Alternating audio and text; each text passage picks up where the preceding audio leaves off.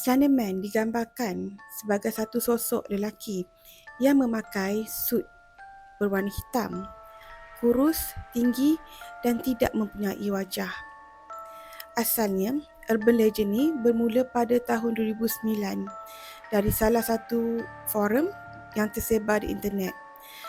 Pada asalnya, Slenderman ni hanyalah cerita rekaan. Tapi lama-kelamaan, ramai pula yang mendakwa yang mereka bermimpi melihat, malah ada sampai tahap dikejar oleh Slenderman. Yang paling menyeramkan, Slenderman ni sering dikaitkan dengan kanak-kanak.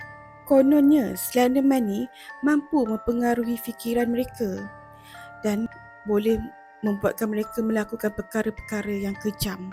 Malah tak silap pada tahun 2014, pernah gempar dua remaja perempuan pernah menik kawan mereka sendiri. Konon-kononnya untuk persembahan kepada Slenderman. Tapi kabar gembiranya, yang kanak-kanak perempuan yang menjadi mangsa tu terselamat. Tapi semenjak tu, Slenderman bukan lagi sekadar cerita seram yang berada di internet. Persoalannya, betul ke yang Slenderman ni benar-benar wujud? Ataupun dia hanya hadir sebagai bentuk halusinasi apabila kita sering dimomokkan oleh sesuatu benda ataupun sesuatu perkara? Maka otak kita telah mencipta satu image yang palsu yang sebenarnya tidak nyata pun. Seperti orang-orang yang mengalami gangguan mental seperti skizofrenia yang mengalami masalah halusinasi.